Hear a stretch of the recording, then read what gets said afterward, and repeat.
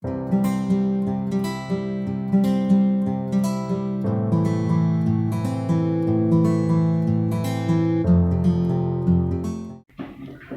everyone, welcome to today's webinar and thank you for joining us. This is Mehwish. I'm a research associate at South Asia Research Institute for Minorities and I will be hosting today's webinar with my another colleague. We are having wonderful panelists from Canada and Nepal, India and Pakistan. I would like to introduce our valuable speakers, Ms. Tazeen Hassan from Canada, Dr. Kaushal Panwar from India, Advocate Rita Thapa from Nepal, Dr. Sabir from Pakistan, Ms. Zeba Afrin from India. We are hearty welcome to all our respected speakers and attendees. I hope you are doing well. So let's begin our session. The topic of webinar, as you all know, democracy is meaningless for the persecuted minorities of South Asia. In the recent time, we are witnessing the wave of democratic backlash around the globe. Populism and ultranationalism and authoritarian tendencies are on rise.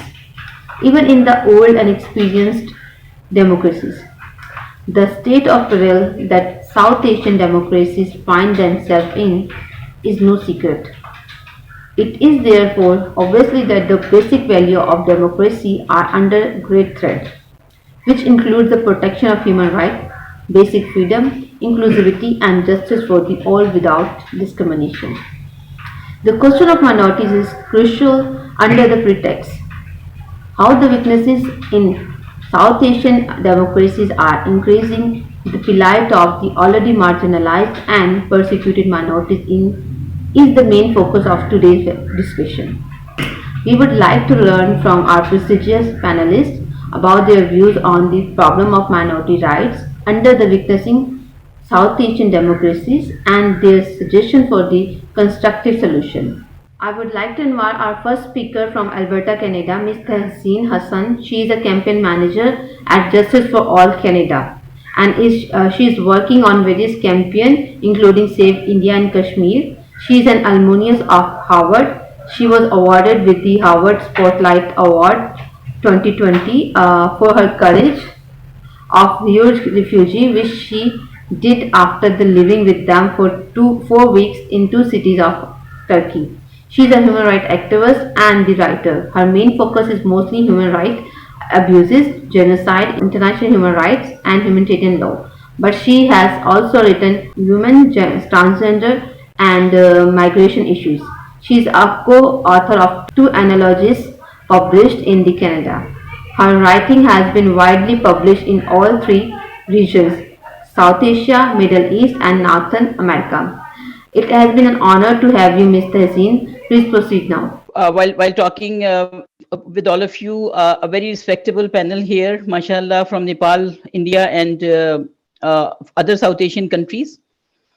Basically, when I was invited to talk on this issue, democracy is meaningless for the persecuted minorities of South Asia.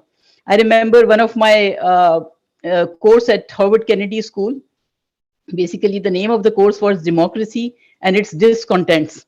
And the final assignment we have to do was on the biggest threat to democracy. And I don't know about other students, but what I choose as the biggest threat to democracy was this populism, authoritarianism, and majoritarianism. I mean, the tyranny of majority that is existing in the democratic world today. And we see it, as you mentioned, that there is a democratic backlash. Democracy is failing in all the liberal democracies of the world. So basically, my case was about the Indian democracy. Experts around the world, the biggest threat to democracy, in my view, is majoritarianism. That is, the experts are calling it neo-fascism. They are giving it the name of neo-Nazism. And this phenomena exists around the world. So, but what we see at Justice for All Canada, as you mentioned, that we are running different campaigns, and I'm here to talk about South Asia. So I will talk about South Asia. Basically, in the Western world, the manifestations of this populism or majoritarianism we see in the entire immigrant politics. That is very much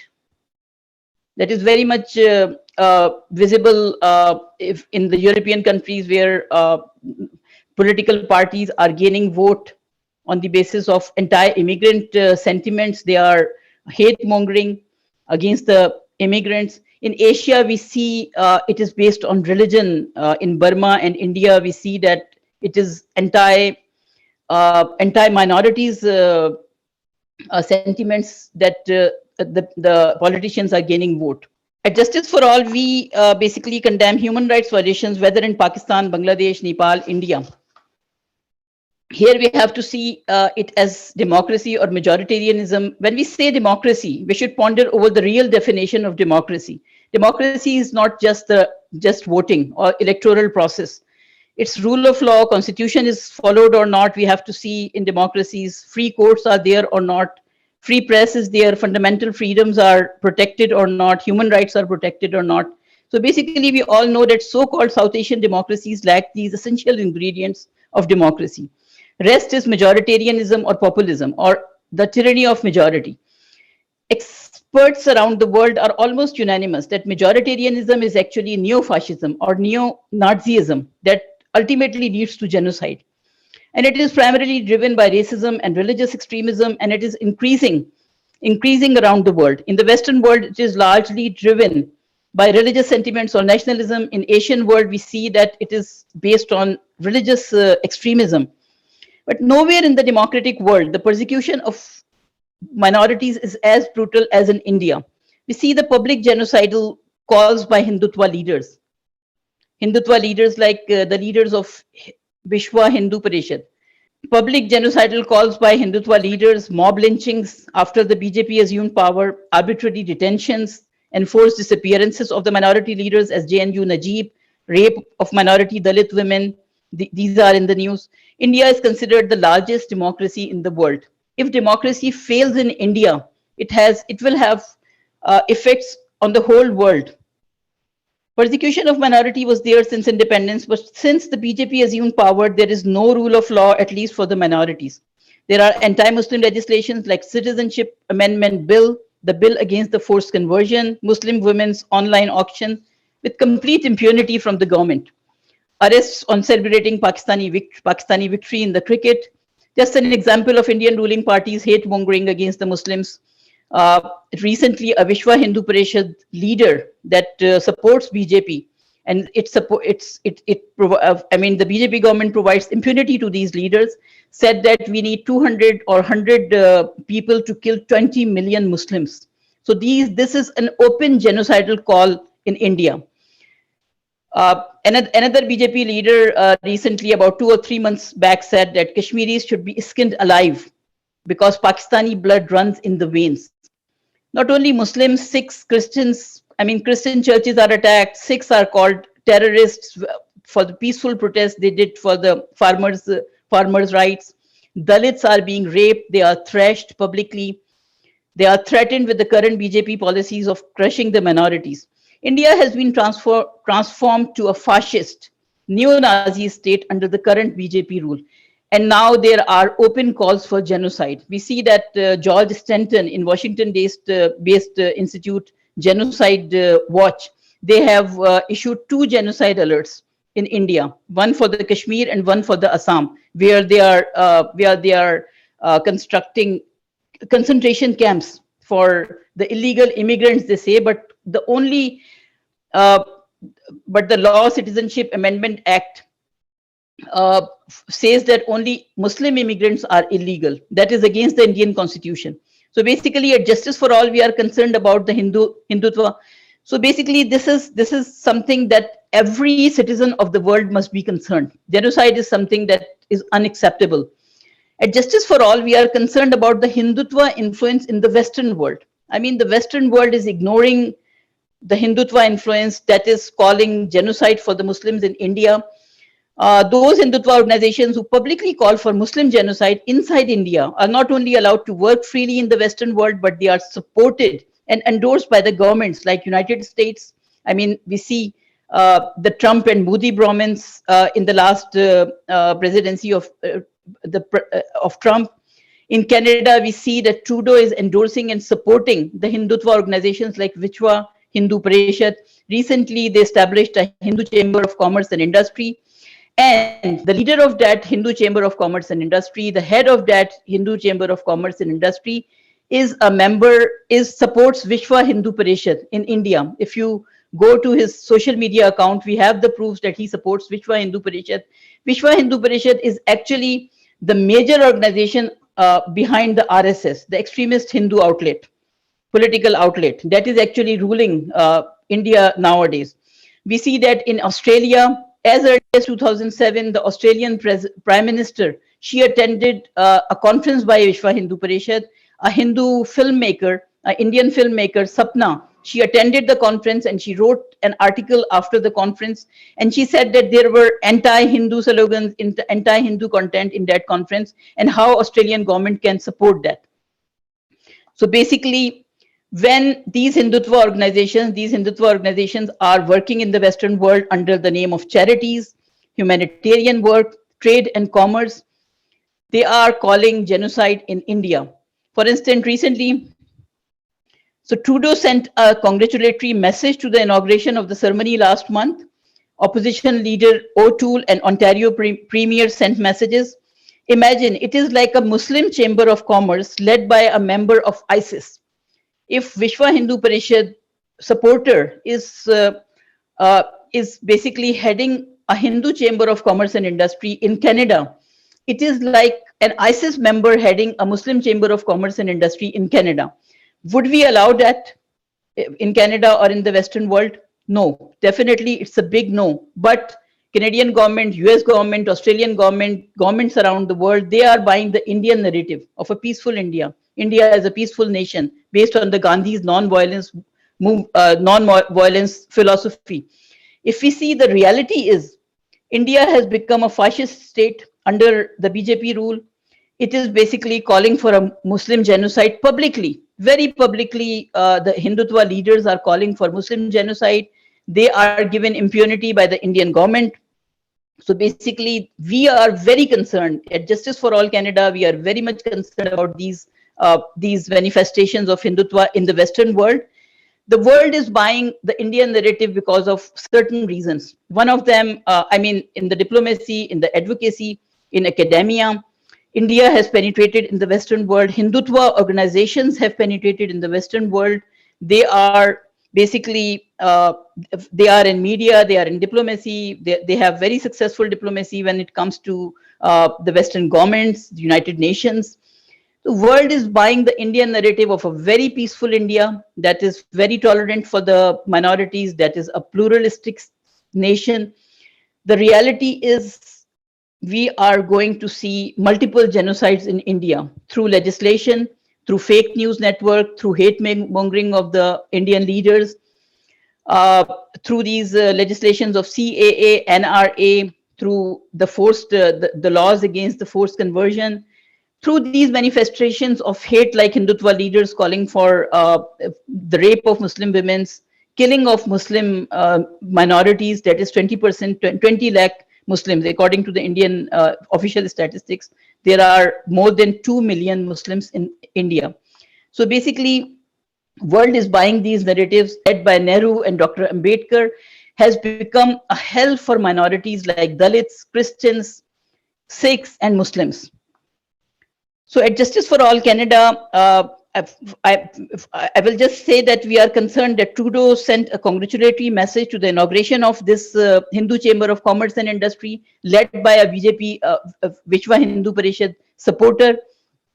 And let me tell you, Vishwa Hindu Parishad is actually the major source behind the RSS. So what may be the consequences of this rise of Hindutva inside India, outside India, and the consequences of this support of Western world to Hindutva organizations? Actually, Western world is supporting genocides inside India. If we see, their silence is supporting, is confirming, is endorsing the genocide. Their support to Hindutva organizations is supporting, and why they are supporting, why Canada is supporting these Hindutva organizations. Canada is supporting the Hindutva organizations just to exploit the trade. 1.25 billion market of India. So we are going to support a genocide just for the trade benefits. So what I will say here, democracy, the so-called democracy of India is just basically it's basically meaningless for Muslims, Dalits, Christian, and Sikh minorities. And we should focus on the definition of India.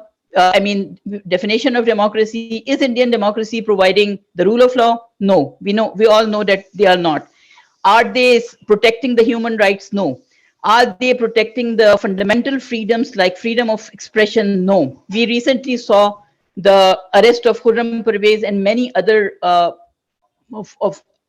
other journalists and human rights defenders in India. But the world is ignoring it, and the world is ignoring it, and world has ignored previously the genocides, and now they are ignoring genocide in India. So thank you very much for inviting me. I believe I have taken a little longer time. Thank you. Thank you so much, Ms. Tazeen, for your words that you share with us about the democracy of the India and South Asia as well. I really appreciate your previous work as you wrote in your many journal and books. Now move to the next speaker. She is from New Delhi, India, Dr. Kaushal Panwar, Professor at Indira Gandhi National Open University and Associate Professor at Motilal Nehru College, University of Delhi. She did PhD from Jawaharlal Nehru University.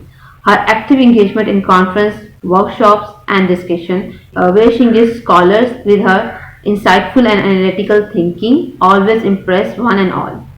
She has tried to locate the position of women and Shudra Dharmastra. She has published 4 books and has added another 2. Her half a dozen articles published in research journal. We want to know your views about today's topic. Doctor, please unmute yourself. I'm presently working in Indira Gandhi National Open University and position of professor in Sanskrit discipline. Anyhow, a very, very good morning, good evening from India. At the outset, I would like to say thank you for inviting me here in this international seminar. Honorable speaker, Tazeen Hassan from Canada and Rita Thapa from Nepal, Kirti Rathod from India and Sabir from Pakistan. Komal Rajak also from India. Many, many congratulations to all of our Indian and diaspora friends in the eve of 73rd Republic Day of India. Dear friends, tomorrow India is going to celebrate our 73rd Republic Day of India. On this occasion, I humble tribute to my great freedom fighter, my brother and sister from different section also, who fought for us. I can say that we, us, because they are. We, us, because they are. I salute to all the people who contributed their best to live us. Now come on this topic. Today we are talking on the democracy is meaningless for the persecuted minorities of South Asia. Before talking, I would like to say, can I speak in Hindi? Because I am able to understand and more comfortable in Hindi. I'm audible. Okay, no problem. You can. You can understand Hindi? Yeah. So bear with us. मैं बात करना शुरू चाहूंगी कि तजन हसन अभी जो बात कर रहे थे उन्हीं की बातचीत से. Thank you for your talking about the democracy meaningless. Actually, when we talk about the Indian democracy or in the South Indian or I can say diaspora also, we always talk about the Hindus Hindutva or Hindu religious point of view. Here the topic is democracy is meaningless for who? Minorities of South Asia. And I was, when you were speaking, then I was thinking that I think Hindutva or Hindu is not in South Asia in minorities. If we conclude minorities caste or class, then it may be Jainism, it may be Hinduism, it may be Muslim. Friends, हम लोग जब बात करते हैं minorities के बारे में, तो आज भी जो हम 21वीं सदी के ग्लोबलाइजेशन पे हम जिस तरीके से चीजों को देखते हैं, जिस तरीके से एंटायर वर्ल्ड की इकोनॉमी प्रभावित हुई है तमाम सर्कमस्टेंसेस को देखते हुए, तो हम ये भी देखते हैं कि जो माइनॉरिटीज के सेक्शंस हैं उस माइनॉरिटीज में मुस्लिम भी हैं और जैन भी हैं, हिंदू भी हैं, सिख भी हैं, और I can't say Dalit is not the part of Hindu. On the paper or our all the degrees, when we get the position of any university or any institute, then we consider ourselves as a part of Hindu. So Dalit and deprived section or tribal or SC, they are not the part of minorities. Let me point out something. हम लोग जब दुनिया की परिदृश्य को देखते हैं तो तमाम महिलाओं के सवाल जो आज भी कहीं ना कहीं अधूरे हैं। आज हम आजाद भारत का गणतंत्र दिवस कल मनाने जा रहे हैं, उसमें जब हम बात करते हैं उन तमाम हमारे सोशल रिफॉर्मर्स की, आपने जिक्र किया doctor Baba Saheb Bhimrao Ambedkar, symbol of knowledge in the entire world, उन्होंने भी माइनॉरिटीज के ऊपर बात की, SC STs के ऊपर भी बात की, तमाम महिलाओं के ऊपर बात की। लेकिन हमारे साथ, मैं पहले प्रॉब्लम पर बात करूंगी, उसके बाद 2 मिनट के लिए सोल्यूशन पर बात करना चाहूंगी। हमारा तमाम इतिहास जिसमें अभी तक ये जो सेक्शन है सोसाइटी के, उसकी बात आना अभी बाकी है। हम जब भी बात करते हैं तो हम तमाम उन लोगों को ही जानते हैं केवल जो हमारे किताबों में है, हमारे सिलेबस में है, हमारे हिस्सा है डे टू डे लाइफ का, टीवी दिखाता है उनको, मीडिया दिखाता है, वही लोग हमारे आसपास सराउंडिंग में होते हैं। अगर एकदम एग्जाम्पल के तौर पे ले, जब 1857 का स्वतंत्रता संग्राम जब लड़ा जा रहा था और जिसमें हम एक तरह से जिसने आहूत किया मता दिन भंगी, उसका नाम हम फिर भी जानते हैं, लेकिन जो उनकी पत्नी थी लाजो देवी, उसको हम नहीं जानते। क्यों नहीं जानते? क्योंकि आज तक इसके ऊपर किसी ने फिल्म ही नहीं बनाई। आप मंगल पांडे को देखते हैं फिल्म के माध्यम से, मीडिया के माध्यम से, लेकिन आपको मता दिन भंगी का नाम याद नहीं है, जिसने मंगल पांडे को मंगल पांडे बनाने के लिए प्रेरित किया था। ठीक उसी तरह हम मता दिन भंगी को अगर जानते हैं तो हम लाजो को नहीं जानते, जिसकी पत्नी ने स्वतंत्र भारत की उस लड़ाई में अपने प्राणों की आहुति दी थी। तो मित्रों, मैं कहना ये चाहती हूँ कि ये जो सवाल हैं हमारे, इन सवालों को जब तक हम अपने विश्वविद्यालयों के पाठ्यक्रम में, साउथ एशिया के पाठ्यक्रम में, तमाम चैनल्स के माध्यम से जो हमारे शिक्षण अधिगम करने के जो तमाम क्षेत्र हैं, डायमेंशन है, जब तक ये पेडागोजी में नहीं आएगा तब तक हम उन लोगों के बात को यहाँ तक नहीं रख पाएंगे। और ये हम जो एकदम सीधे शब्दों में कहें कि लोकतंत्र हमारे लिए बेईमानी है, मेरा ऐसा मानना है कि लोकतंत्र बेईमानी नहीं है। हम उन कुर्बानियों को नहीं भूल सकते जो आजाद भारत में बहुत सारे लोगों ने दी थी। हम उनकी बलिदानों को, उनके जीवन को, जिन्होंने अपना पूरा जीवन इस आजाद भारत को भारत बनाने में लगाया, उनकी दी हुई आजादी को हम आज ये कहना शुरू करें कि democracy is meaningless for us, then I can strongly say democracy is meaningless, because बहुत सारे लोगों ने उनकी कुर्बानियां दी हैं, तब हम आजाद भारत में जी रहे हैं। हाँ, बिल्कुल ये सही बात है कि आजाद भारत का जो सपना उन तमाम लोगों ने देखा था, वो सपना अभी भी अधूरा है। और उस सपने को पूरा करने का जो सबसे पहला जो स्टेप है या होना चाहिए कह सकते हैं, वो ये है कि हम अपने ही अधिकारों के प्रति सचेत नहीं है। जब तक महिलाएं एज बीइंग ए वुमन, मैं ये कहूंगी, चाहे माइनॉरिटीज का हो, महिलाएं चाहे माइनॉरिटीज की हो, चाहे डिप्राइव्ड सेक्शन की हो, चाहे तमाम दुनिया की तमाम औरतें जब तक अपने अधिकारों के प्रति जागरूक नहीं होंगी, तब तक ये लोकतंत्र, न केवल भारत का लोकतंत्र बल्कि विश्व का लोकतंत्र भी कहीं ना कहीं प्रभावित होगा। इसलिए क्योंकि अपने अधिकार जब तक आपको ये नहीं पता होगा, उन अधिकारों को बिना जाने, उन प्रावधानों को बिना जाने आप लड़ाई किसके लिए लड़ेंगे? आखिर आप ये कहेंगे कैसे कि आपको राइट्स नहीं दिए गए? तो मैं कहना अपनी बात में ये चाहती थी कि जो एजुकेशन सिस्टम है हमारा, उस एजुकेशन सिस्टम में, उस तमाम चैनल्स में हमें माइनॉरिटीज के सवालों को लेकर आना पड़ेगा। पिछली बार मैंने जब पाकिस्तान में विजिट किया 2015 या 16 आई थिंक, तो मैं जब वहां गई तो मैंने बहुत सारे ऐसे देखे वहां महिलाएं जो एकदम एक पर्सन होते हुए भी बिल्कुल एकदम बंद हैं, एक बंद कमरे की तरह। आप इक्वली नहीं बैठ सकते। अगर एक कॉन्फ्रेंस हॉल में चेयर्स हैं, आप आज भी अगर ये डिसीजन करते हैं कि इस तरफ लड़कियां बैठेंगी या इस तरफ बॉयज बैठेंगे, एजुकेशन इंस्टीट्यूट में या कॉन्फ्रेंसेस में, एक ऐसा डिस्क्रिमिनेशन जो आप कहीं ना कहीं आपने खुद बनाया है, और उस खुद बनाए हुए जो धीरे धीरे एक तरह से कस्टम भी बना, रिलीजियस का फैक्टर भी बना, और तमाम चीजें उसके अंदर है, वो एक बन चुका है।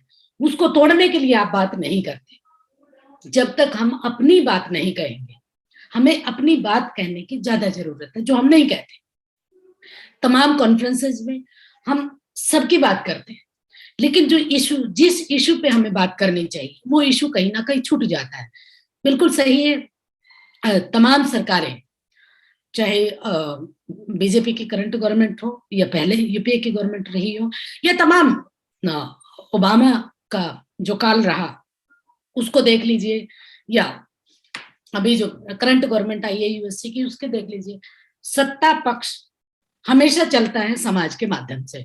समाज जिस तरीके से उसको देखना चाहता है, जिस तरीके से उसको दिखाना चाहता है, सत्ता पक्ष हमेशा उसी तरीके से चलता है। हमें नहीं भूलना चाहिए कि बाबा साहब डॉक्टर भीमराव अंबेडकर का जो सेलिब्रेशन है, या जो उनके बारे में जो पढ़ाया जा रहा है, वो आज दुनिया की तमाम यूनिवर्सिटीज में पढ़ाया जा रहा है। खासकर इंडिया के संदर्भ में अगर मैं बात करता हूँ, जो सेलिब्रेशन, उनकी बर्थ सेलिब्रेशन, जो एक तरह से गाहे बगाए जो डिप्राइव्ड सेक्शन था या दलित कम्युनिटीज थी, वो जो मनाती थी, वो आज वही सरकार तमाम अपने ऑर्डर्स के माध्यम से यूनिवर्सिटीज में सेलिब्रेट कर रही है। तो इसका मतलब ये हुआ कि समाज और सत्ता पक्ष, चाहे कोई भी सरकार हो, अगर समाज उसका जागरूक नहीं होगा, अपने अधिकारों के प्रति सचेत नहीं होगा, तो सरकारें ऐसे ही चलेंगी, ऐसे ही पॉलिसीज बनेगी। पॉलिसी मेकिंग में जो बैठे हुए लोग हैं, वो वही हैं जो समाज के आए हुए हैं, समाज के अंदर से ही आए हुए हैं। वो जब वहां बैठकर पॉलिसीज बनाते हैं, इन सारी चीजों को देखकर बनाते हैं कि ये जो माइनॉरिटीज का सेक्शन है, इनकी जो प्रॉब्लम्स है, इनकी जो नीड है, इनकी जो जरूरतें हैं, उनको ध्यान में रख के पॉलिसीज बनाई जानी चाहिए, या जो सरकार जो बैठी हुई है वो अपनी पॉलिसीज अपने आधार पर तय करे। तो ये जो हम लोग हैं, जिनको हम कहकर संबोधित करते हैं, अब हम माइनॉरिटी जब तक अपनी बात पूरी नहीं करेगा, अपनी प्रॉब्लम्स को खुल के शेयर नहीं करेगा, तब तक मुझे लगता है बहुत आसान है ये कहना कि ये सरकार ने एजेंडे में ये किया है और ये सरकार ने एजेंडे में ये किया। सरकार अपने हिसाब से चलती है, अपने दिए गए पाठ्यक्रम के हिसाब से चलती है, but who is responsible for that? We can't discuss on that particular topic. हम भी जस्ट सुनी सुनाई बातें करते हैं, या एक आंकड़ा एक ने यूनिवर्सिटी ने या भारत सरकार ने या तमाम जो आंकड़े इकट्ठे किए जाते हैं, उनके आधार पे हम लोग अपनी एक परसेप्शन बना लेते हैं। वो परसेप्शन कितना सही है, कितना गलत है, उसकी तरफ हमारा ध्यान ही नहीं जाता। अंत में बस इतना ही कहूंगी कि we have to, first of all we have to understand our rights. If we can't understand our rights, then we can not fight. और सरकारें ऐसे ही चलेंगी। डेमोक्रेसी ने आपको यहाँ तक पहुंचाया, एटलीस्ट मुझे पहुंचाया है, बाबा साहब अम्बेडकर की वजह से कहिए या तमाम मेरे अपने पुरखों की वजह से कहिए, जो जिस आजाद भारत में आज हम सांस ले रहे हैं, यहाँ तक अगर हम पहुंचे तो उस डेमोक्रेसी की वजह से ही पहुंचे हैं। इसलिए उस डेमोक्रेसी को सस्टेन कैसे किया जाए, that should be most important for us. Thank you so much, thank you पुरखो for inviting me here. Thank you very much. Thank you so much, Dr. Kaushal. As you said that if you don't know your rights, then how do you get your rights? I totally agree with you, and thank you so much for your time. We have another speaker from Kathmandu, Nepal, Advocate Rita Thapa. She is co-president and chief of international department at Federation of National Christian Nepal. She did her master's in political sciences and law study from India. She got her law lessons from Guwahati High Court and practices in Shillong High Court of India. She did Bible counseling course from the Denmark and did masters in theology from Hong Kong, and now she is teaching the Bible in the Kathmandu and also advocating for the Federation of Christian Nepal as an international leader and co-president. We are extremely grateful to your time. Ms. Rita, please proceed now. Thank you very much. Honorable speakers, respected members of SARIM, friends and advocates for the rights of minorities. I would like to thank SARIM, in particular Ms. Mehwish James, for approaching me and inviting me to share my views on the thought. Today, we have already had two esteemed speakers speaking their thoughts. It's wonderful to hear from them. So the thought on today, or the topic for today, being democracy is meaningless for persecuted minorities of South Asia. Today, I was just thinking this is a very interesting topic, but I was just wondering, we are speaking from a perspective, from an academic perspective, but I just thought today, how about rather than speaking from an academic perspective on this thought, I was thinking, why not I share my own story of being a minority? Okay, my question today, I wonder if any one of you or some of you might have experience of what it means to be a minority. We heard from Tazeen Hassan about the majority, the rulings, the democracy of India, how it deals with the minorities, or we heard about from Professor Kaushal about knowing your rights. So I'm thinking like, let me just share with you my personal story of what it means to be a minority. I think once you have a first-hand experience of what it means to be a minority, it gives us a different perspective. So I would like to share you two perspectives, my perspective from the two countries of South Asia. So my first journey began from India, which we know that one of the biggest democracies in the world. I grew up, got educated in India, but ethnically, I'm Nepali. So I grew up in the northeastern part of India. And when we talk about India, you talk about India as the mainland. So when India is represented, you only see the mainland India. But unfortunately, even in this biggest democracy, there are certain sections of the country where the people there are still minority. And sometimes the way they are treated are not like the real first-class citizen of the country. And I happen to be in this northeastern part of India where I studied right from my kindergarten level to my university level, to the point that where I became a lawyer, worked in the different high courts, even represented my low class in India, meeting with the chief justices of India. I was, I knew I was an educated person. I had the educational privilege, but because of my ethnicity, my father is from Nepal. And so as a result, every time I could imagine that being an educated person, yet you had the deprivation of being that, oh, you are a minority. Imagine that being a minority among the minorities is not a good feeling. It's not a good feeling. Sometimes we talk out there, but sometimes when you have your own personal experience of what it means to be a minority, I have being a minority, ethnically minority person in India, because when you say you are named, my name Rita Thapa, the moment you say you're Thapa, you know that you are from Nepali ethnic. So the moment, even though despite your educational background, sometimes because of my ethnic background, I was, I kind of did not get opportunities in the high ranking just because I fared well in the exam. I did compete on equal par, but because of my ethnicity, being an ethnic minority, I still remember the time when I just finished my graduation and I had applied for a public service job. It was the job of EAC, it's known as the Extra Assistant Commissioner. It's in India, you call IAS, Indian Administrative Service. In the state level, it is called the NPSC. So I passed, but you know what happened? I passed, I saw my name was there. But the moment when I was called for my oral, they asked me, what is your ethnic background? I said, my ethnic background is Nepali.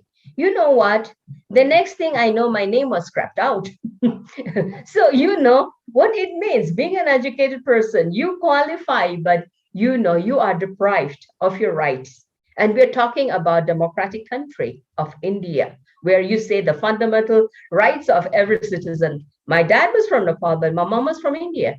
I had educated from India. I had full, but just because I happened to be an ethnic minority, and there were areas where just because you happen to be a Nepali, there were kind of persecution, because here we are talking not only about a minority, you're talking about being persecuted minorities.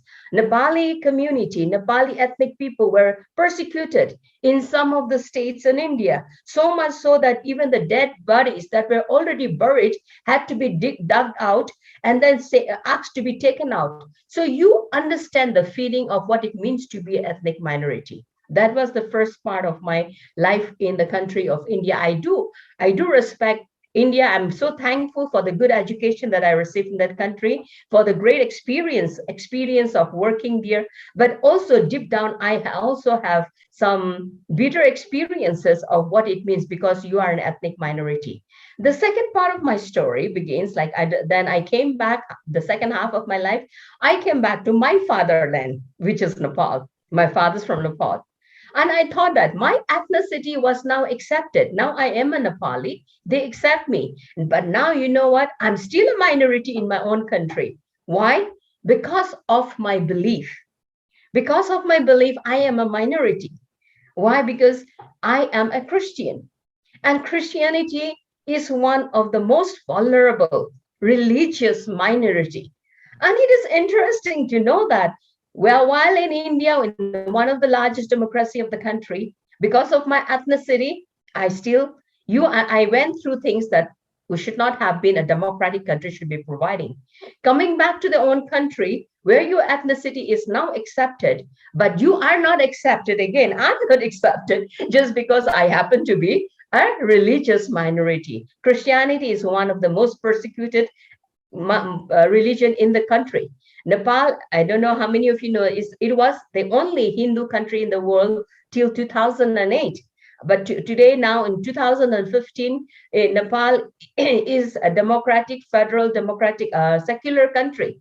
But even though it looks nice in paper, it looks very nice in our constitution. Our constitution says, the Nepali constitution says that Nepal is a democratic, federal, democratic republic and a secular country.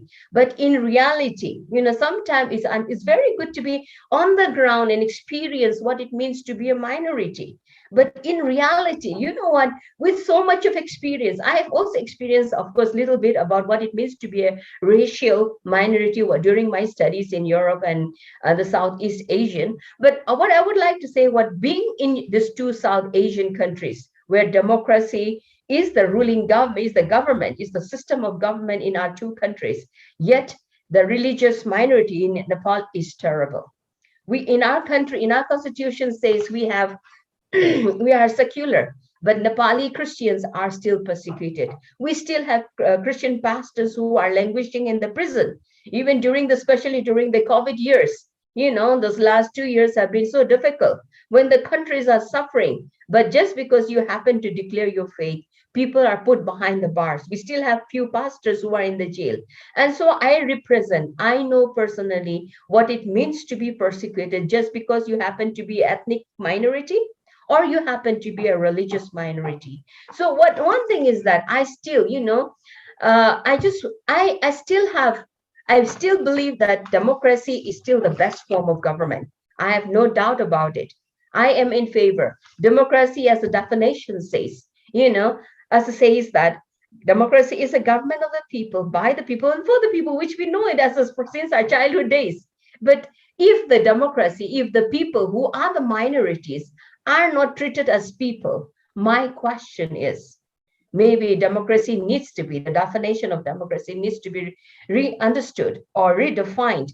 And people who are governing in the name of democracy, you know what, as I was sharing, this is just a personal story for today. So I was just saying that today, I have no bitter experiences, but I'm very happy for the personal experiences that I have. So today I'm fully committed to be a voice for the voiceless, for the minorities, because I personally have experienced what it means to be, And so today I would like to, my focus, as I am a co-president of our Federation of National Christians for Nepal, or also not only for the Christian religion, but any minorities, be it ethnic minority, whether in terms of women being the minority and how you are treated, or whether because of your ethnic background. I am so much committed to that. And so because I would like to say, there's a a portion that I would like to take from the Bible, which says, speak up for those who cannot speak for themselves, for the rights of all who are destitute. Speak up and judge fairly. Defend the rights of the poor and needy. Who are the poor and the needy? The persecuted minorities are the poor and the needy. And these are excerpts from the Bible, from the book of Proverbs 31, verse 8 and 9. And this is the focus. Nothing, not against anything. I still uphold democracy is the best government. We still need to hold that. But we need to make sure that the people who are ruling in these democratic countries of South Asia, like Nepal or in India, we want to make sure that the minorities' voice are being heard. And for that cause, I'm committed.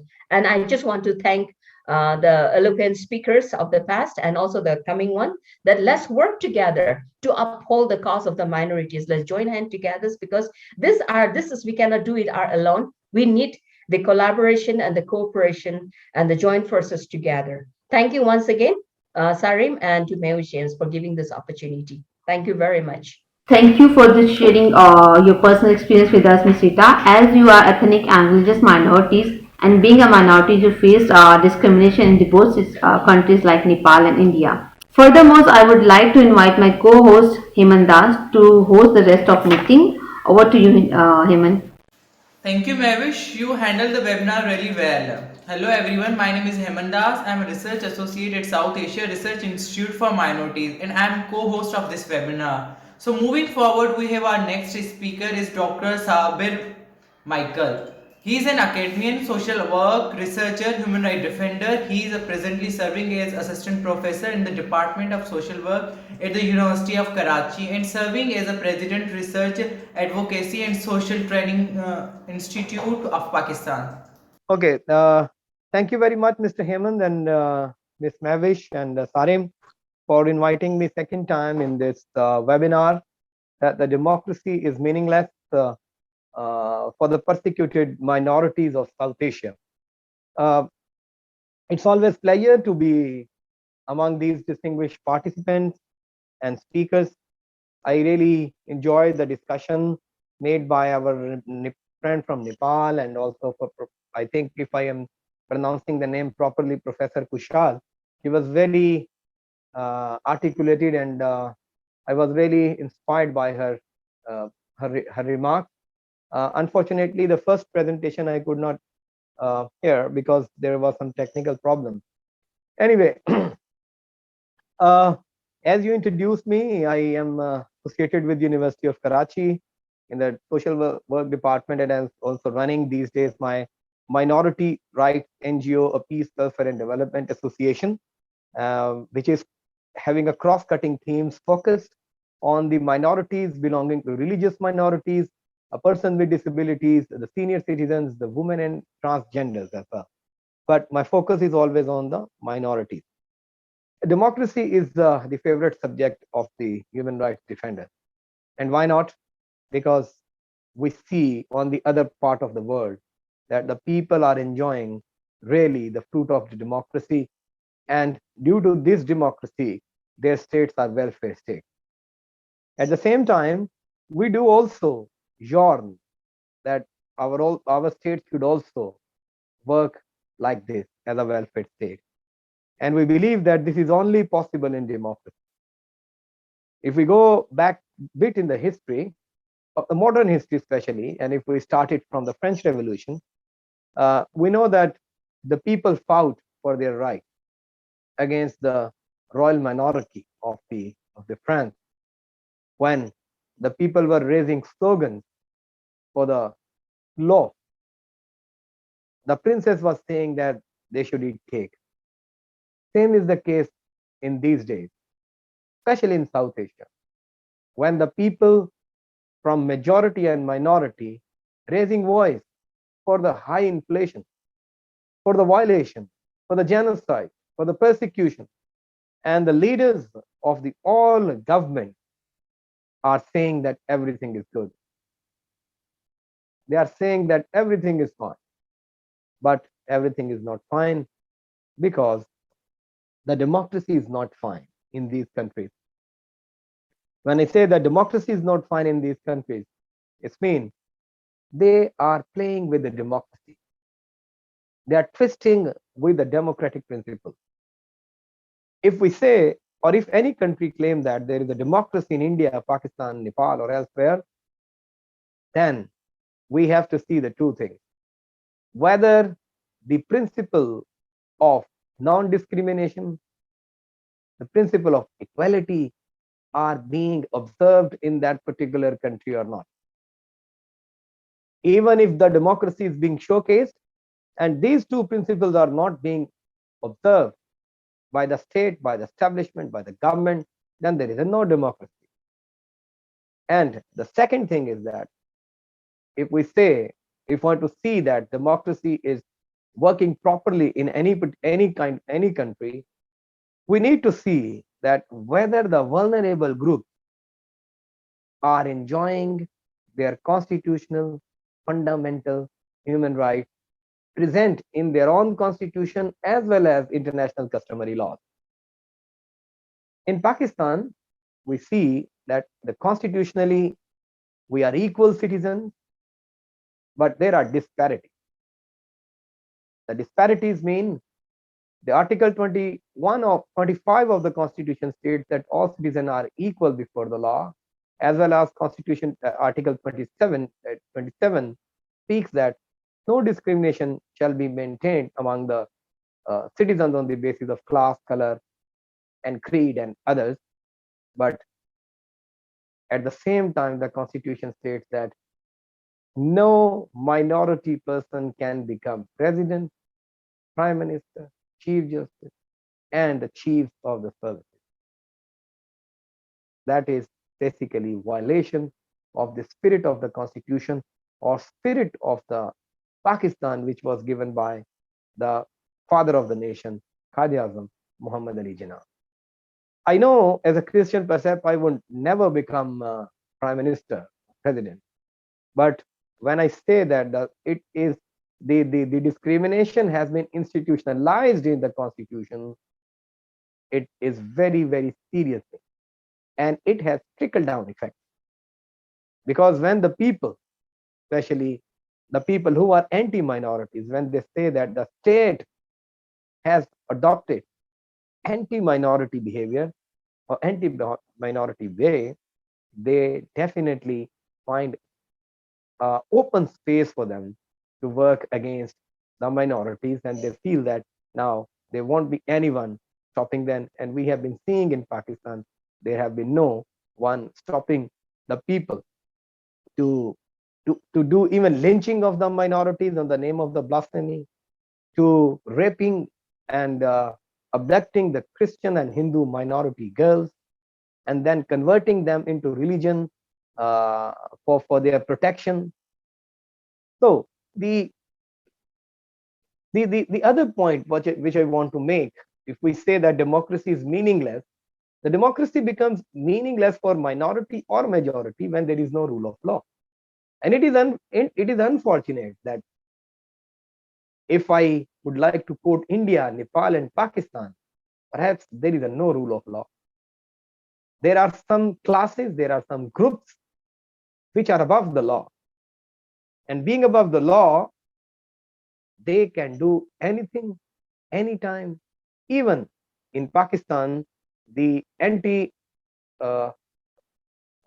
forces or anti-human rights forces, they have challenged the writ of the government straight away. They have challenged the establishment. And sometime it is likely to be seen that perhaps either establishment or government is kneel down before the government because of some compulsions or sometime complacent. It is very, very serious thing that I'm referring to. I know that, but it is. In last December, we saw that Indian origin Sri Lankan employee who was working in Pakistan in some factory, he was lynched. He was burnt alive. The videos were posted on the website, the social media. But it was very, very unfortunate that the people who were expected to take a strong action to change the social and cultural and political landscape of Pakistan, they did nothing except giving the statements or just a ceremonial action. Just going to the Sri Lankan embassy and meeting them and high commissioners. And of course, the high commissioner is also saying, no, no, no, Sri Lanka has very good relations. We know the diplomats are always positive because they earn the salary for being positive. They do not speak. These are the human rights activists, the social activists who speak what is going on, what is happening in the society. Yes, I do agree that the minorities in Pakistan and India, especially, they are uh, suffering the persecution. And when I say that Pakistan and India, I do not want to say that Hindu religion or Islam, they are likely to be the anti-religion. No, the people who are at the helm of the affairs, it is in their favor to maintain the anti-minority rhetoric in the country. Like if we say in India, India has been very proud over its secular structure and nature and ambience of within India and outside India. But unfortunately, what is happening? Christian and Hindu minorities, even the lower class communities, they are suffering hugely.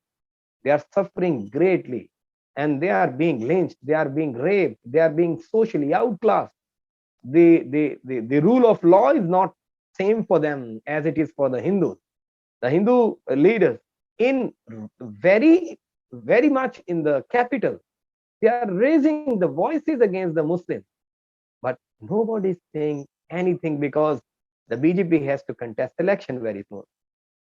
Similarly, the minorities in Pakistan, the people do not come forward and condemn properly and comprehensively the act of these terrorists because they have to fight elections, and in the elections we have been seeing them with with these anti-minority forces or extremist forces. Even in Nepal and India, we have been seeing that in the anti-conversion law. This is a very much focused subject by the Indian and the Nepalese establishment and government. They say that, and we see what a bullshit they did. The Indians, they banned the charity of the Mother Teresa. It was really annoying for me. I could not sleep for one night. The Christian schools, they are serving the Christian elite of India. They are serving the elite of Indian civil services, the businessmen, and nobody spoke out for the charity of the missionaries. It was only because of the international pressures the Indian has to take back. If they say that the Christians are converting the people in India with the money, why don't you convert the Muslims and Christians to Hinduism? Why do you use force to bring them back to Hinduism and Ghar Wapsi movement? This is not a right action by the Indian movement, Indian government, and I am surprised over the silence of the Indian civil society. Similarly, in the Nepal, the same fashion, they are also saying that the Christians are converting. Why don't you convert all the Christians to Hinduism? This is just a political gimmick, just a political stunt to convert the people towards that. This is all because the governments are not applying the principle of rule of law, principle of equality and non-discrimination. I had read out sometime in 2011 the report of International Stock Exchange, and they said that unfortunately the situation of South Asia shall remain same in terms of social, economic, and cultural and political circumstances. And it seems to me after 10 years true.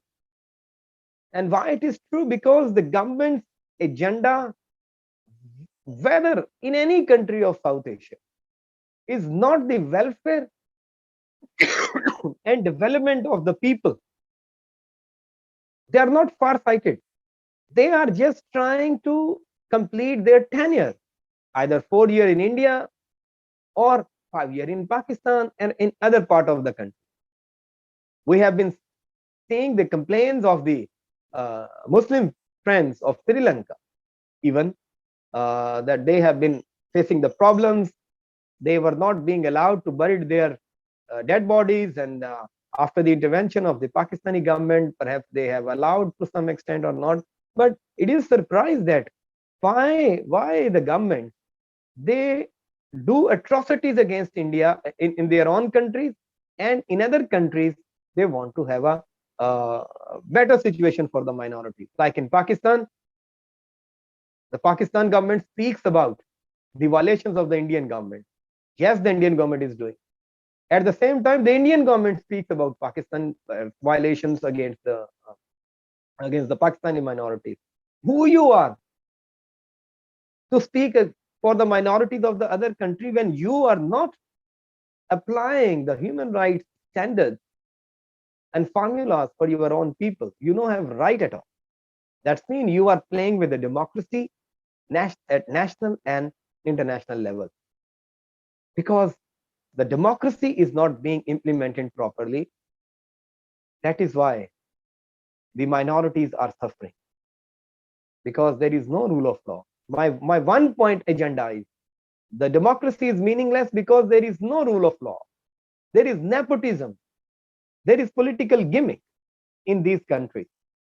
And one party, when they are in ruling status, their standard is different. And in other time, when they are in opposition, their standard is different. So that's how the minorities are becoming helpless, voiceless, and because of being helpless and voiceless, they are going away from the social, economic, and cultural development, because they feel that no one is going to think about them, no one is going to take care of them, and nobody wants to give them a full concentration. In India and Nepal, especially, the minorities are quite small one. Like in Pakistan, we are only 3%. Might be in India and Nepal might be the same situation. But for the state, the statistics of the citizen does not matter. Every citizen is a sacred entity in democracy.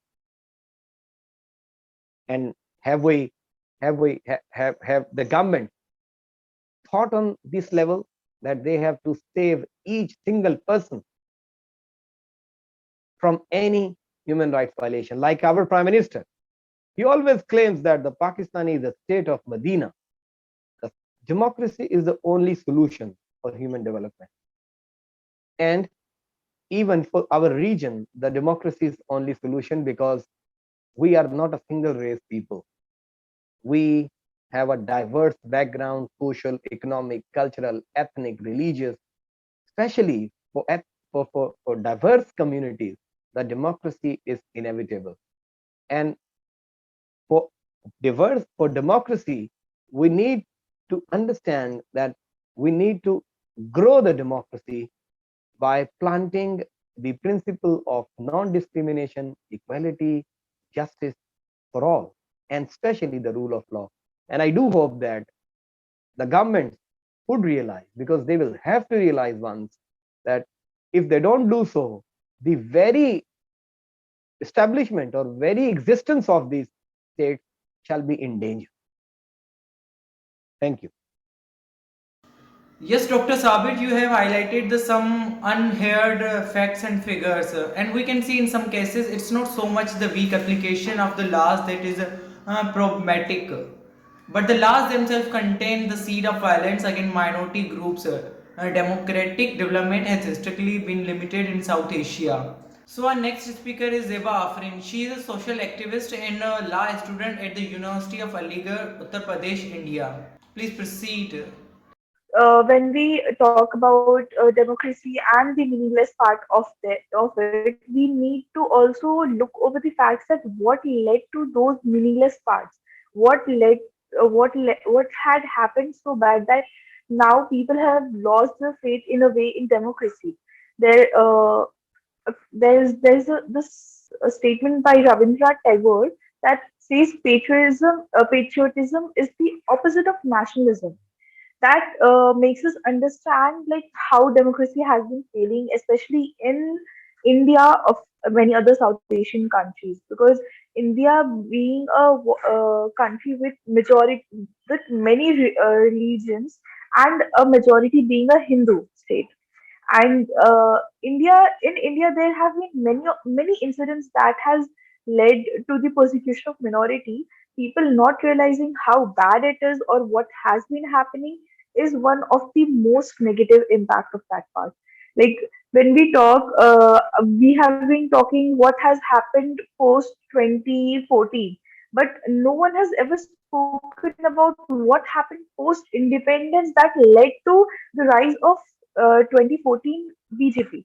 So we have to understand that part as well. That the rise of BJP was not just for the rise of BJP, for the sake of Hindu nation. There have been many small contributions of other parties as well who has been ruling over us or governing us to that has led to the rise of BJP. The faith people have lost, many people have lost. When we are talking about how India has been suffering right now, because now the challenges are forefront, but the challenges which has been backstabbing is for post independence in India is a part that has been like that has been in a very nutshell cover में डाल के रख दिया गया है कि अरे वो तो गुजर गया, जो गुजर गया उसकी क्या बात करना, अब जो चल रहा है उसकी बात करते हैं. तो जब हम गुजरी हुई चीजों की बात करेंगे तभी हमें पता चलेगा कि अभी जो चल रहा है वो क्यों चल रहा है और कैसे चल रहा है. I can't say more about Pakistan or Nepal or Myanmar, but the country I am living in, I can talk a lot about it. Especially being one of the minority. Like there are many minorities in India, and me being a majority minority, like majority in the minority. So the majority in the minority, it has been suffering in different aspects because uh, there has been ideological differences that has been leading to this. The ideological differences in a way when we talk about how Muslims have been persecuted after 2014, many Muslims have they have rose to their own ideological thinking or developing their personality post 2014, because post 2014 pre 2014 everyone was in those eyes of like सबकी आंखों पे पट्टी बंधी हुई है कि आखिर हो क्या रहा था. अच्छा कांग्रेस है, कुछ ज्यादा बुरा नहीं होगा, only to not realize that Congress has been backstabbing more badly than BJP. जब हम पार्टीज की बात कर रहे हैं हमें ये चीज रियलाइज करना पड़ेगा कि जो बैकस्टैबिंग हुई है वो करेंटली 2014 के बाद नहीं हुई है, 2014 से पहले भी होती आई है. जो when we talk about independence, जब there was the partition era के टाइम पर the fact that those two countries were created was a very like contributing fact to what the current condition of minority is in India. But us time पर it was made sure that even if there is a partition, there will be no inequality between these two the people living in these two countries. There will be no inequality. Like अगर पाकिस्तान में Christians हैं, Hindus हैं, तो उन्हें भी उतनी ही equality मिलेगी जितनी इंडिया के मुसलमानों को मिलेगी. Pakistan being a Muslim nation, मतलब Muslim majority nation, doesn't mean कि वो इक्वालिटी की बात नहीं करता है. सेम चीज इंडिया में है, लेकिन इंडिया में वो इक्वालिटी हमें कभी मिली नहीं. इक्वालिटी हमें इस तरह से नहीं मिली कि हमें हमारे जो एजुकेशनल यूनिवर्सिटीज हैं उसमें बिल्कुल एक स्लैम दिया गया, टेररिज्म की चार्जेस लगाए गए, जितनी भी मिनोरिटी है उनके खुद के मूवमेंट खड़े हुए, उन मूवमेंट को बंद करा गया. मतलब जस्टिस, जहाँ पे जस्टिस एक तरह से कह सकते हैं हमें जस्टिस नहीं मिला इस चीज को लेकर. I'll take an example of SR Bomani versus Union of India case, जो कहता है कि कॉन्स्टिट्यूशन का एसेंशियल बेसिस इक्वालिटी. कोई इंसान रिलीजियस है, नॉन रिलीजियस है, क्या नहीं है, डजंट मैटर्स जब तक वो इक्वालिटी में बिलीव करता है.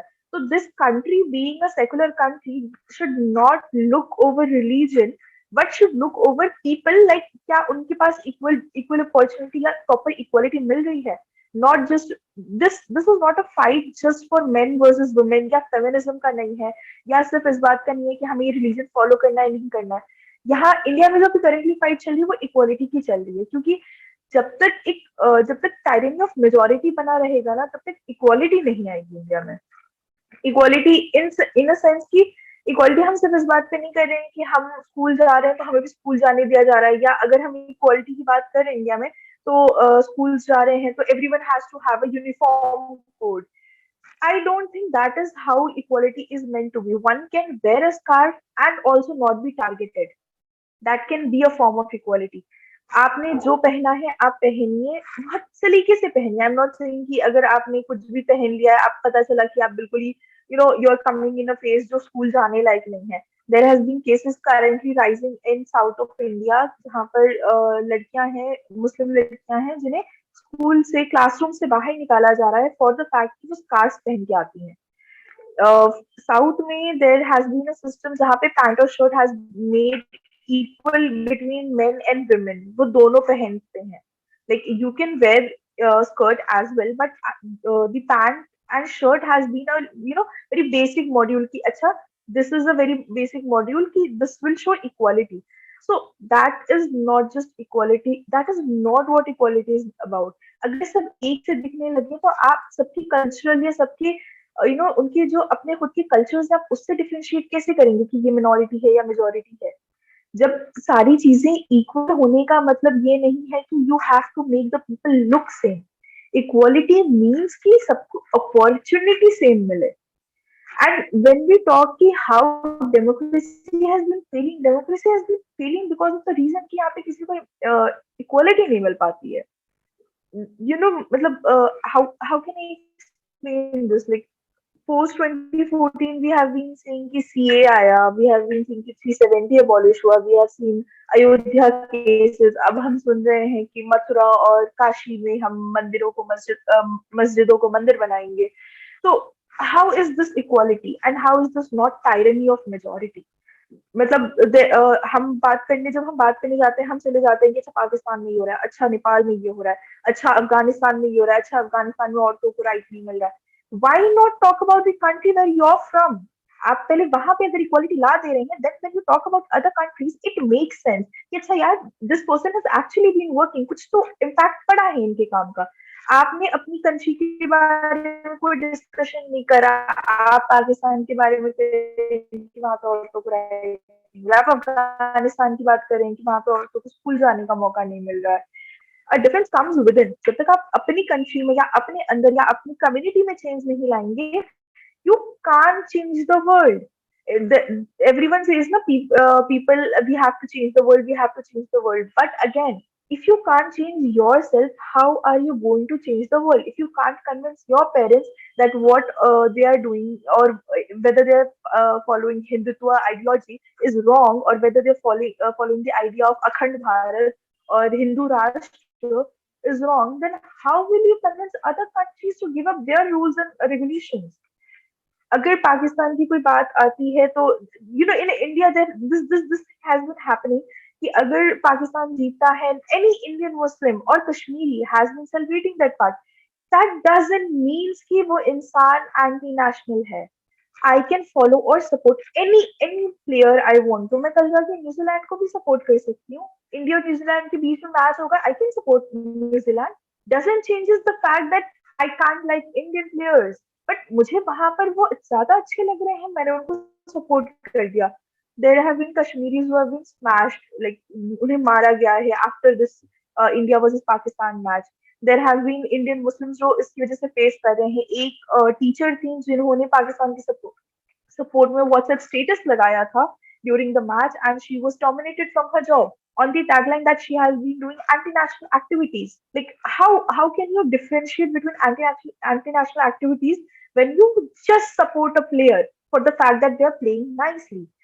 Yeah, that makes clear we shouldn't have any terms that means ये जो हम लोग UN बना रहे हैं, countries का एक यूनिटी दिखाने की कोशिश करें कि कहीं पे कुछ गलत हो रहा है, सारी कंट्रीज यूनिटी लेकर आ रही है, तो वो सारी चीजें गलत है। फिर we should not consider that part कि यार हम दूसरी कंट्री को सपोर्ट ही करेंगे, नॉट जस्ट पाकिस्तान। हम फिर अफगानिस्तान की भी बात ना करें, हम म्यांमार की भी ना करें, हम यूएस की भी बात ना करें, हम क्यों करें फिर बाकी जगहों की बात? जब आपको सिर्फ एक कंट्री से नफरत नहीं होती है, just for the sake of politics एक country को एक target बनाकर लेते चलना is not how it's going to work.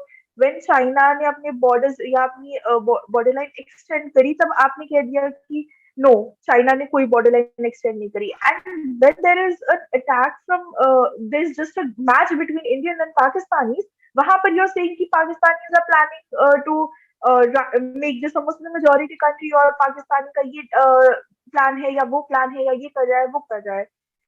How is this going to work? There is this one more incident where a Saudi Nawasi, if people here know him, he is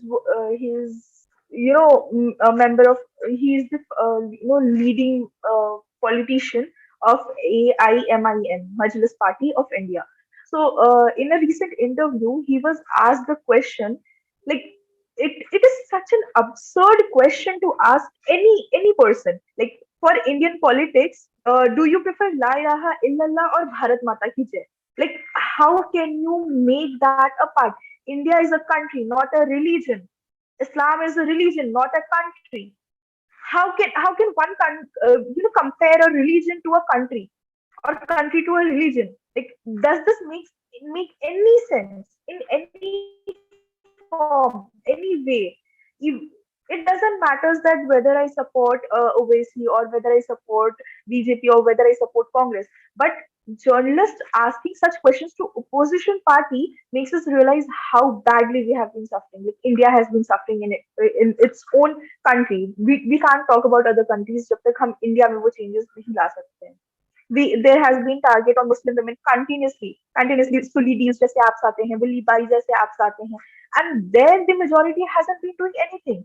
They have been celebrating. Suli deals जैसा app आया, 6 महीने तक कुछ भी नहीं हुआ. उसके बाद से बुल्ली बाई जैसा ऐप आया, फिर कुछ भी नहीं हुआ. कोई एक्शन नहीं लिया गया ऐसा. जो लोग पकड़े गए, हमें कुछ भी नहीं पता उसके बाद क्या हुआ. And after that, there have been Reddit पे apps बने हैं, Clubhouse पे apps बने हैं to targetize Muslim women, to make fear them, make them fearful. उन्हें डराने की कोशिश करी जा रही है.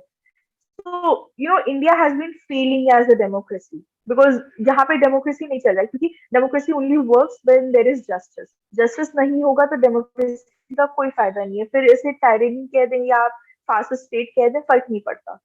I hope I did justice with my role. Thank you so much.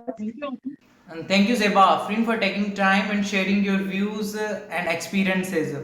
But Tazeen Hassan has something to share with us. Please share. So I just wanted to make clear during my speech, and I mentioned Hindutva several times, and I just want to make clear that Hindutva and Hinduism are two different things. Hinduism is a religion that has a history of about 2000 years, more than 2000 years actually, of coexistence, tolerance, pluralism in India. And Hindutva is an ideology. It's a fascist ideology. We know that, we know from the writings of Hindutva ideology, I mean, their founders, that it is based on the Nazi ideology. It's based on the fascist ideology. So basically, I wanted to make clear that Hindutva and Hinduism are two separate things when I'm talking about Hindutva and the genocide led by Hindutva supporters, I mean the Sangh Parivar leaders, and the BJP government, supported and endorsed by the BJP government in India right now. So that was my concern actually. I wanted to make clear this. And the other thing is that, yeah, I really I acknowledge in my speech that wherever human rights violations are occurring, Justice for All Canada, Justice for All USA is strongly condemns the human rights violations, the persecution of the minorities, and we are basically working for these, I mean, the persecution of minorities everywhere in the world. Thank you. I just wanted to make clear. I would like to welcome Faiqa Lakho, the Deputy Convenor of South Asia Research Institute for Minorities, to conclude this online discussion. Over to you, Faiqa. Thank you so much, Heman. First of all, I would like to thank all our panelists, Ms. Tazeen Hassan, Advocate Rita, Dr. Kaushal, Ms. Zeba, and Mr. Michael. Thank you all for your valuable participation in our webinar. As Ms. Tazeen talked about the open call of genocide in India, and as India is the biggest democratic country, and if these incidents of genocide do not stop in India, then every South Asian country will fall. Also, Miss Advocate Rita talked about her experiences of struggles, that how she, being a minority, has struggled a lot in Nepal. Each democratic state should focus on the implementation of their own constitution to safeguard the minorities, rather pointing fingers to other states. That is said by Mr. Michael. Also, similarly, Ms. Zeba shared about the freedom of choice and speech for minorities, and how people confuse nationality with religion. So in South Asia, almost all countries are democratic nations, having a complete framework of basic principles and laws of nation, which we call constitution. In the constitutions of these countries, equal rights and security for all people of the country are promised, including minorities. But unfortunately, there is a huge gap in legal documents and their implementation on ground. According to the recent annual report published by the United States Commission on International Religious Freedom, the religious freedom conditions in South Asia have been drastically increased in recent years. The incidents include blasphemy cases, forced conversions, attacks on houses of worships, hate speech, and violence targeting religious minorities are among the long list of religious freedom concerns in the region. And all these incidents are recorded in the democratic countries of South Asia. This increased persecution against minorities, including Muslim, Christian, and Dalit minorities, has made the democracy meaningless for them. Despite of living in a democratic countries, they are not safe from the persecution and violence. There is no accountability for those who are involved in spreading hate against minorities. The justice system has biased and failed to protect the rights of persecuted minorities. Also, we do not have any figures for the census of marginalized minorities. There are not any measured numbers by which we can have idea about their population. Election Commission of every country should focus on this issue so that we can fight for their rights in more proper way with more facts and figures. In order to work for the rights of these persecuted minorities, we should collaborate to develop a SARC level, unbiased and neutral organization that is independent of political and other influences, so that we can raise our voices to global level and to make a joint system who hold the guilty people accountable for their actions and serve the minorities with safety, equal rights, and unbiased justice system. Finally, I would again like to thank the entire panelists for their valuable contribution to this webinar. It's an absolute honor for us to have such a dynamic and knowledgeable people in our panel today. Thank you all and take care. Finally, thank you so much, Faiqa, and all the other speakers and participants. I think we have gathered a lot from this webinar. Hoping to see you all super soon. Till then, stay healthy, stay safe.